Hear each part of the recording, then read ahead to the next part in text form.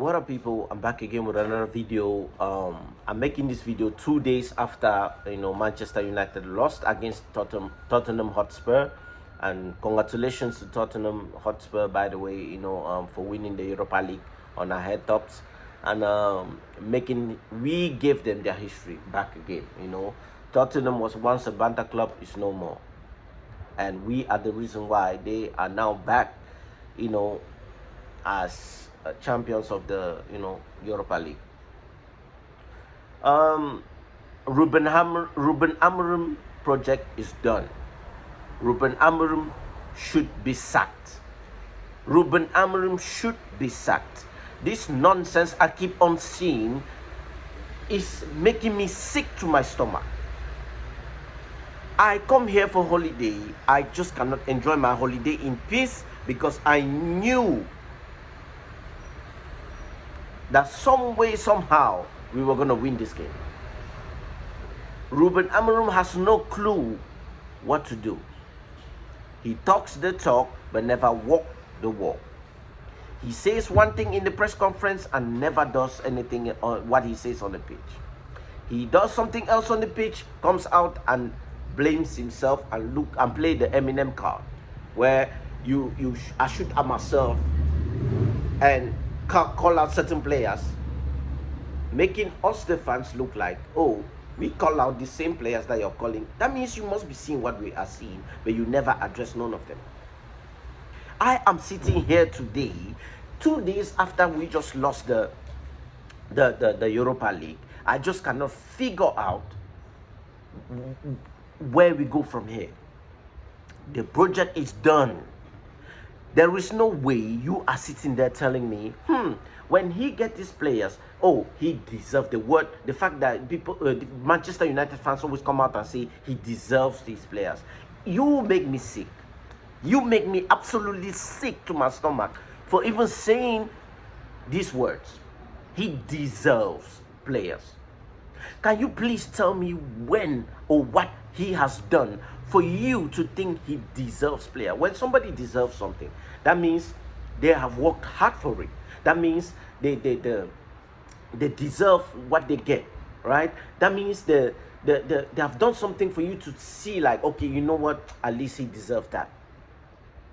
I have not seen anything from Ruben Amorim to suggest he is the right man for Manchester United. Oh, wait a minute. Talking about the right man for Manchester United, didn't he come out in the press conference and said, I'm that guy I'm that guy to take Manchester United to the top? And then fast forward a few months later, no, I don't think I'm that guy to take Manchester United to the top. Maybe it will be another person, but this project is, we are failing, and he called out.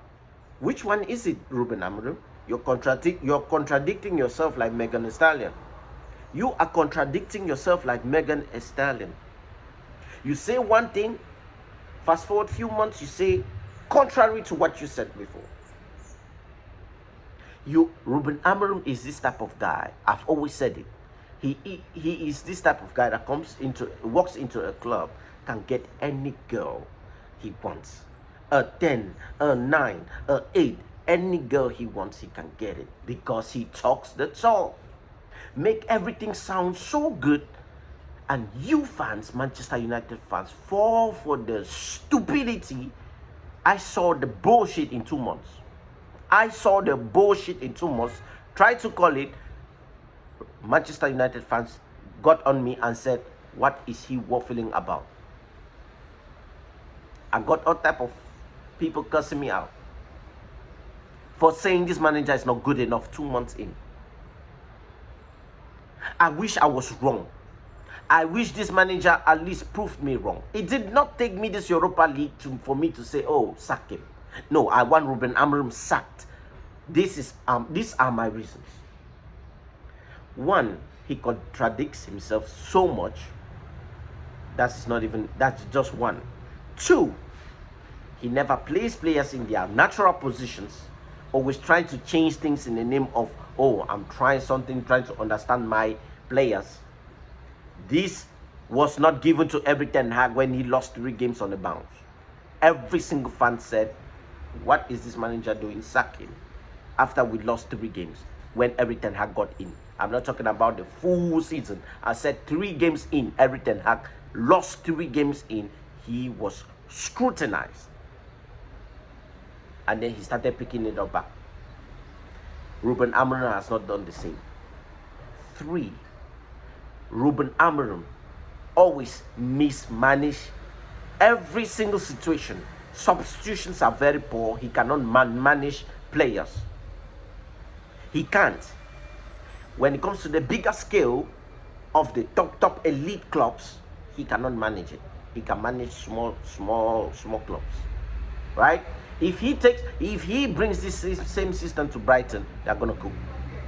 Same system to Bournemouth, they're gonna cook. You know why? Because the attention, the lifespan of those players are not extended. At Manchester United, at Arsenal, at Liverpool, the lifespan of a manager is very high. Chelsea, very high. You cannot get away with back-to-back losses and expect us, the fans, to just be like, this season is a write-off. Yeah, let's give him, he deserves another season. I am sick to my stomach, people. The type of things I'm hearing, these are things Arsenal fans who actually say. And it will be okay because they are delusional, by the way. They are who they are. But to hear us Manchester United fans come up with these excuses is sickening. Every single metric tells you this manager is not good enough. Be it the fact that he cannot make substitutions well, be it the fact that every time we lost, he puts the players under the bus in the press conference. Every time we lost, he comes out and say, I blame myself, playing the victim game, and never corrects his mistakes. How many times will you tell somebody, I'm sorry, but keep on doing the same thing? That's basically what Ruben Amorim is doing. And you fans are sitting there and saying, well, Moncler, nice hair, good looking. Well, you can lose the game, much games as you want. That's what Manchester United fans are doing. It did not take me this Europa League to make these rants. It did not take me this long to say, you know what, sack this manager. No, I said it, I repeat, 2 months in. And this notion that people keep bringing up, he got in the middle of the season, is a lie. This manager got in 1 month, 3 weeks even, to 1 month of Erik ten Hag getting sacked. Him taking over from Ruud van Nistelrooy, which he was working, by the way. And I'm not saying he should have stayed, but the way he was playing, you could clearly see that these players were actually playing for him. Ruben Amorim got in. Ever since, we have lost so many games, back-to-back games. And now this is where I bring in Erik ten Hag. Another excuse people are making is, Erik ten Hag brought in his criminal for bringing these criminal players, and now it's affecting this manager. I feel sorry for him. I feel sorry for Ruben Amorim, your father, seriously. I just don't understand. I don't understand where people feel so attached to this manager when he hasn't shown you anything for you to even be attached to. Sack him now is going to save us a lot. It's not going to continue the cycle, because what happens is, when inevitably he's going to get sacked in December max, it will be, Ineos took delayed the time to sack him, which I will be on that panel, keep on saying, yes, Ineos delayed, and it will be another cycle again. So just save us this time and sack him now. I know people will say, oh no, if you sack him now without giving him any players, what does that show to Ineos? Ineos are incompetent. Well, you are already calling them incompetent, by the way. You are already abusing Ineos, calling them all type of names anyways. So what would that change? How would that change? Okay, let me keep on going. Talking about Erik ten Hag, we never saw any trophy or being any close to winning anything after 5 years. Eric Ten Hag got in, saw that it was not working with the set of players he got, but at least he had at least some system to work with. A transitional team that could actually, in most games, we knew when we are going to Liverpool, this is how we're going to set up and we're going to get in. Yes, I know the 7-0 and is a special case I will never understand up to date. It was not every Ten Hag system. The players truly gave up. Because if you go back and watch that game, you clearly saw the players were not moving. That has nothing to do with the system. That has to do with everything up here. They gave up. Okay. Every Ten Hag, in his system, he won 2 trophies. Almost won the 3rd. Right? But, we would have been sitting here with 2 FA Cups and 1 Carabao Cup. But we lost the first one, got the Carabao Cup, and then won the FA Cup again. I mean, after 5 years, we were not able to see where we're going to get our next trophy. Every Ten Hag got in. Yes, his system was not flawless, but at least he got the job done. Made Old Trafford a fortress. At some points, Rasmus Højlund was once a top scorer in the Champions League. These are all facts I'm naming. It's not rubbish. It's not rubbish I'm saying. Stop looking at what is happening now and look at the facts of what has been happening. Is what I'm saying. You cannot write off history. It's a fact. At some point, Rasmus Højlund was scoring goals. Eric Ten Hag knew how to get it out of him. Pause. He knew how to get players running. He knew how to get players playing for him. Hey, you know what? Fred, lock off Kevin De Bruyne. Wan-Bissaka, lock off Jack Grealish. You know what? Up front, guys, transition and run. Rafael Varane, lock this back line. Nothing passes. Let's go.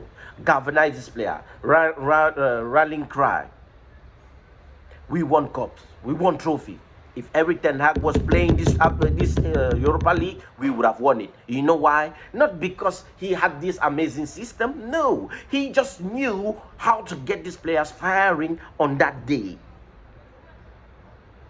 Ruben Amorim, where is your motivational speech? What did you tell these players to go out there? Even Ahmad, right up to Ahmad did not turn up. Do you know how sick this is? Bruno Fernandes wanted this trophy so bad that he was not even involved in the game. Casemiro was non-existent. Only Lenny Yoru was the one playing there, playing very well. And to some degree, Harry Maguire. And on the day you have been playing every single game, Garnacho has been playing every single game. And on the important day, he believes in himself. The kid was supposed to come on immediately after the first half. You brought him almost very late. You started controlling game very late. You brought on these players very late. I pleaded and begged for this manager to make substitutions in this Europa League final way earlier than he should have, and we would have scored a goal. And if we scored, that is Spurs done, because we would have gone back and win the game, not even by penalties, but just win the game. That's what we have been doing the whole time we played in the Europa League. We come back in games every single time. What is the difference here? The difference here is the manager makes substitutions late. In the final, you do not do that. In a final, it's one game and it's done. Spurs were not that good. Spurs were not that good. I cannot sit here and be like, you know what, guys, it's okay for us to just bypass the fact that this manager, lose back-to-back games. I just cannot do that. Ruben Amorim should be sacked, because, according to Fabrizio Romano, Man United has come out and said, they have no intentions to sack Ruben Amorim this season. Guys, just know that whatever happens right now is already on your head top. So this is just avoiding the inevitable. This is just avoiding the inevitable. This will continue to happen. At this point, do not tell me that this manager, is good for this set of players, because this set of players will be here in the pre-seasons, including the new players, and the mindset, the mentality will rub off in the new players, and they will keep on doing this. It's a cycle that needs to be fixed, and it will take a different manager to do that, right? It's just up here. It depends on how you talk to these players. Like I said, Erik ten Hag wouldn't have lost this final. You might agree, you might disagree with me all you want, but that's just you trying to fight what is there and what is the truth. Right? This manager is not good enough. It will not take new players for you to see that. This same thing that is happening now will keep on happening when he gets his new players, because he will keep on mismanaging where these players play.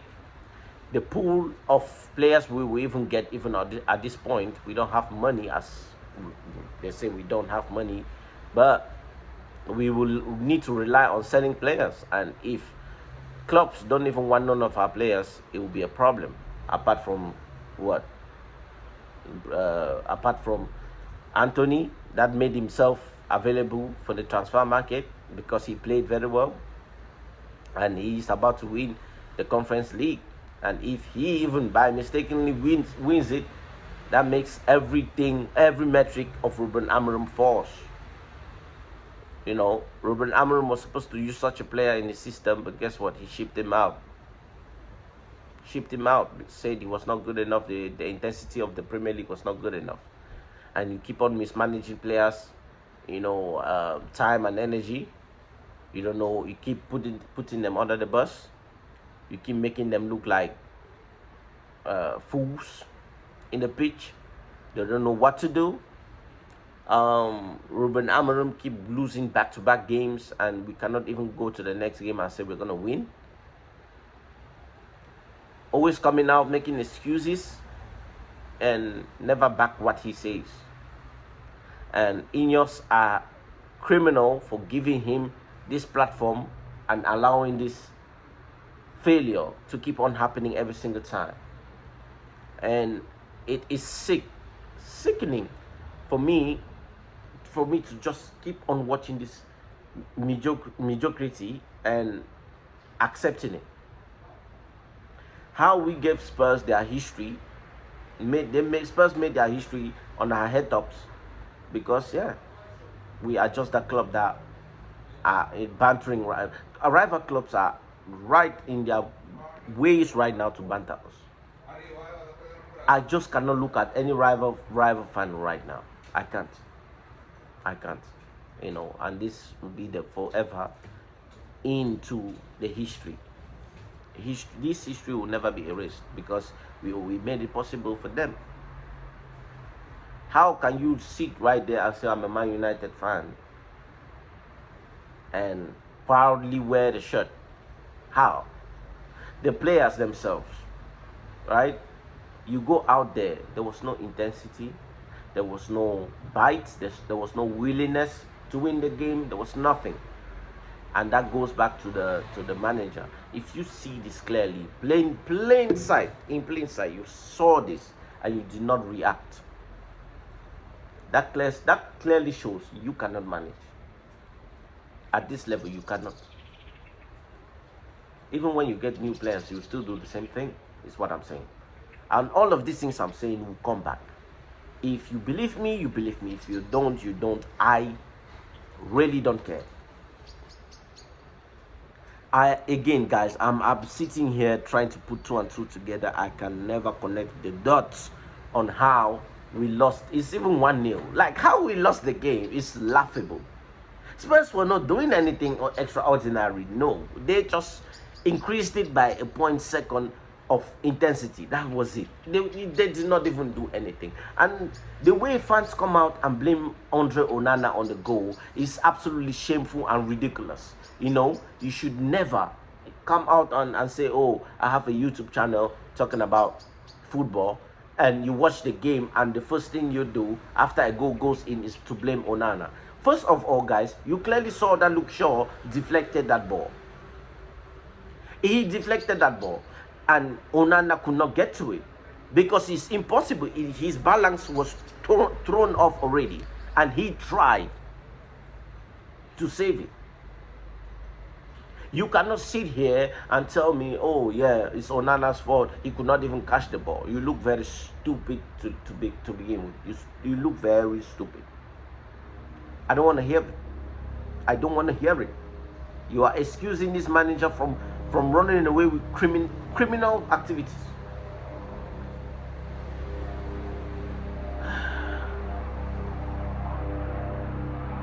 It is, I just don't know. I'm so shocked, and I don't think I'll ever recover from this. And the only way to recover is to win the Premier League, which I don't think we will anytime coming soon. Fans always say, oh, winning trophies is papering over the cracks. I've heard this buzzword so many times, and it's sick. I'm just sick entirely to my stomach. I'm puking, to be honest. When I hear such things, I'm just like, what on actual earth are this fan base saying? Trophies are the be-all, end-all of any club. That is the reason why you are out there being angry. That's why I'm here making these rants. Because trophies are the be-all, end-all of any club. I don't care how you win it. You won it. Do you think Spurs give a shit how they won it? Do you think Crystal Palace give a shit how they won it? Do you think these other teams, Liverpool, give a shit how they won it? They won it. We have always been spoiled by winning trophies, that we just think winning trophies is just common. Now we went 5 years without winning it. Look how people were so desperate for us to win it. And when we won the Carabao Cup, it was a joy back. Now we want to sit here and say, oh, next season we're going to win anything. Have you seen the clubs that are playing in the Premier League right now? Elite managers now. Everywhere. You cannot even beat a Bournemouth right now. You can't. Nottingham Forest. You cannot beat a Nottingham Forest right now. You can't. It's not a given. Southampton pull up to Manchester City and win. Like, literally. So this manager will not help us, guys. His system does not work in Manchester United. It will work in another club. He is a good manager for another club, but not at Manchester United, is what I'm saying. Even Sean Dyche had to come out and say, yeah, give me these players. I can work with them. I can get some win. He broke down the system. Sean Dyche. Oh my God, man. I just cannot believe this is where I'm at. I came for holiday thinking I was going to enjoy myself. I can't. I have tried for 2 days and I am sick to my stomach as it stands. Like, I'm just like, what else is there for Man United? Because now we have lost the extra income that was going to come in after winning the Europa League, to get this pool of players we have been linked with. Yes, Cunha is already signed to Man United. That's a fact, which I will make a video about. But that is it. Apart from that, Liam Delap, is he willing to get into Man United, knowing very well the faith of the manager might be up and down? Because he will be looking long term. He's not looking now, he'll be looking long term. Knowing very well that his manager is going to be sacked. Will he think he want to come and play for the badge? Victor Gyökeres, don't even call his name though. You guys are nowhere in Europe, nowhere in any competition that he wants. What makes you believe you are good enough for him to, to come to the club? Like, there is nothing that suggests that, he's gonna come. No. I don't care what you do. There's no money that will convince him right now. And which players are we going to get right now with no money? And we are relying on selling players. How many players will we sell to buy? Like, it is shocking and a disgrace. I'm just still in shock. Not because Spurs won it, but on the fact that we let Spurs win it in such a cheap way, and our manager just gave it away like that. There was no intensity, there was no belief. This manager did not galvanize these players enough. I'm telling you this. Every Ten Hag, you clearly see on the pitch what Eric Ten Hag said these players gonna do, and you could clearly see that the motivation was there. Like I said, Casemiro did not turn up, Bruno did not turn up, Ahmad did not turn up. You know, Zexi came in, he was not moving at all. He tried to hold up play, but it was too late. The time that we started pumping Spurs, it was too late. We almost scored, yes, but it was too late though, is what I'm saying. React when you see that, no, this is not working. I don't care if you take it to the 60th minute, it's not working. So, I'm just... I'm sitting here with, you know, all type of questions, and it will never be answered because, again, I just know this manager will be sacked, and I want him sacked now to save. Pay the money. I don't care. Pay that money. Sack this man. Let him go and have a good career somewhere else. This is damaging his image as a good coach, right? Coming in, he had such high reputation. He needs to go and rebuild back the reputation, because every player or manager that comes into Manchester United always gets downgraded after they leave the club, because Man United ruin players, Man United ruin managers. I am just saying this to save Ruben Amorim's career, as you know, I want to see him do well, but not at Man United. I want to see Ruben Amorim do well, but not just at Man United. You guys think Eric Ten Hag is done? When he's gonna be appointed to a different club, you're gonna see he's gonna pick it up, and people will be talking about him again. Same thing with Ruben Amorim. He's still young, and he can get to any other club right now and make it boom, but not at Man United. What Man United need as a culture is a manager who is crazy, a manager who knows how to get these players running, not by too much tactics. Not this robot tacticians as people think. No, it's by recruiting well, and playing a certain style of football that makes them freely play. Crystal Palace played they play our system, but how they play it, you see that the players are willing to bring out their individual skills. So how can you sit there and look at Crystal Palace playing the same system as us and say they have much better players than us? No, they don't. No, they don't. They don't. We just have a shit manager that cannot get anything out of these players, though. For how many months he has been there? Stop making excuses for this manager, is what I'm saying. He does not deserve anything. He should be sacked. It's done. This is not a project that will work long term. I am saying this, mark this day, it will come back again, is what I'm saying. I am done, you know, from supporting anything this manager does, unless he proves to me otherwise, which I'm not seeing it at this point, and I don't think it will come later on.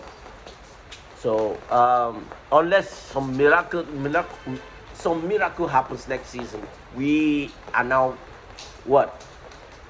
Fighting for the Premier League, challenging for the Premier League, or winning. That is the only way. I'm not here to win cups again. No, I don't want the FA Cup. I already won it. I don't want the Carabao Cup. I already won it. At this point, it's another Europa League or the Premier League or the Champions League, which we are not even in it. So what is the point? What is the point? This manager's project, I cannot back, never back it. And you guys can sit there and curse out the players and say, oh, can I just said what on the internet? No.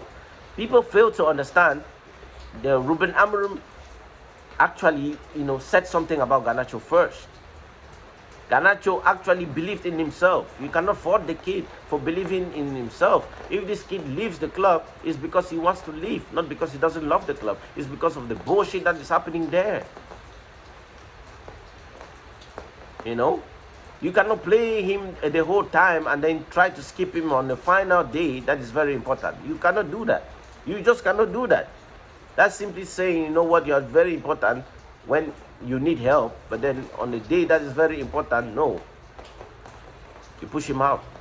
And you fans want to sit there and go on your emotions and say, oh, Garnacho, leave the club because he has been having a bad form. That have nothing to do with the finals, though. It has nothing to do with the finals. As soon as he came in, you saw it. People were crying for Garnacho when he came. Why is that? It's because he has been the guy. How many crosses does Garnacho have to give for somebody to miss? Rasmus Højlund has been atrocious. Why did he start him? Why? Let us win the game first before you bring on Rasmus Højlund, because we are playing against 10 men.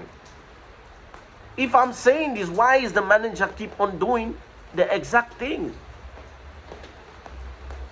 And you want to sit here and make excuses for who, though? Who are you trying to fool? Who are you trying to convince? Yourself? How has that helped us anyway, in any way?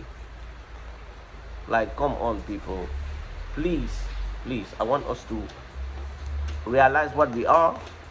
We are a relegation team as it stands, not the top 16. We are a relegation team as it stands. Unless we pick up at the space in 2 years, we will never be the same. And if we don't stop now, we will continue to keep on being